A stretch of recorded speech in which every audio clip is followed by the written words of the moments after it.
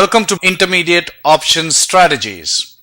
So far, we've learned about the four different basic options, which is the long call, the short call, the long put, and the short put. Now it's time to move our skills to the next level. In this module, we'll be covering spreads. We'll study the philosophy of spreads, and we'll also study the different kinds of spreads like debit spreads, credit spreads. We'll first look at what a spread is and why we use them.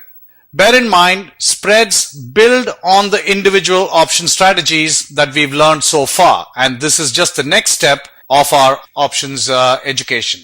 So we've looked at four strategies so far. We've looked at the long call, which is a bullish strategy with unlimited upside profits and limited losses. Then we looked at the short call, which is a limited profits but unlimited losses. Then we looked at a long put, which is a bearish strategy. The long put also has unlimited profits but limited losses. And then we looked at a short put, which is a flat to bullish strategy with limited profits and unlimited losses. In all of these strategies, there are pluses and minuses. When we buy options, although we have unlimited profits, we can also lose money if the price of the stock goes against our expectation.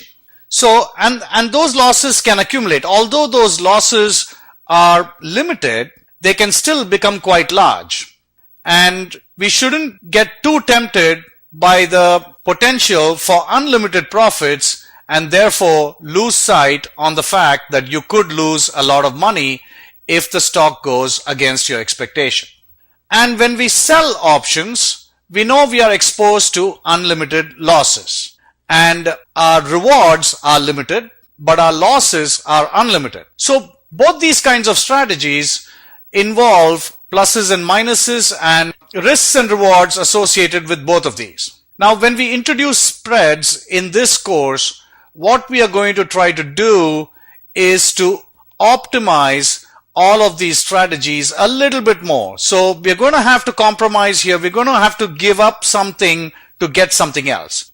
But what a spread does is it takes your individual option position and provides an element of risk control and provides an element of cost control to a single option position. The philosophy of spreads can best be understood by taking the four different examples, and that's what we are going to do in this course. So we're going to look at a long call, understand its pluses and minuses, and see how a spread can balance out that position. And so we'll be doing the same thing for a short call, for the long put and the short put as well. I'm going to take the example of, let's say, Amazon for this particular course. We look at all four trades and see what are the pluses and minuses of each individual option trade, and then or how a spread can mitigate some of these risks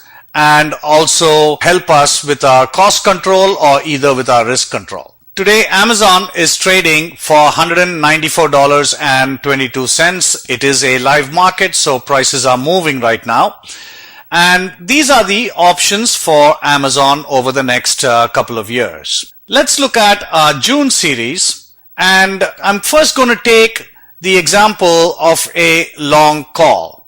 So let's say we bought a call. Amazon is currently at 194, so 195 strike price would be at the money. But let's say we went in for the 200 strike call. If I wanted to buy this, let's say we have 10 contracts of Amazon of the June series at the 200 call strike price, which is just a little bit out of the money. And this call is going for about $7.50.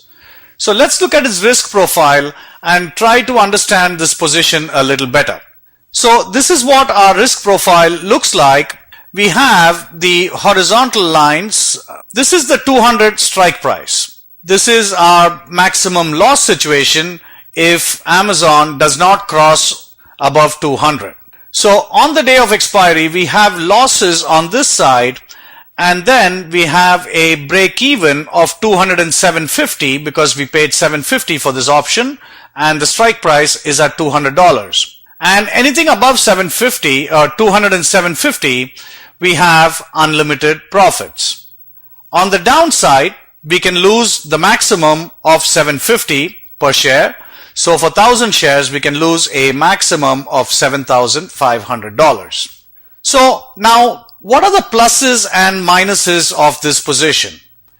On the plus side, we have unlimited profits. So if Amazon were to go to say 230, then we make a profit of $22,000 on expiry. That's definitely a plus. But what is the likelihood that Amazon is going to go till 230? It may be somewhat difficult for it to do it. Nowadays, a move of about $10 to $15 is about the maximum that Amazon does.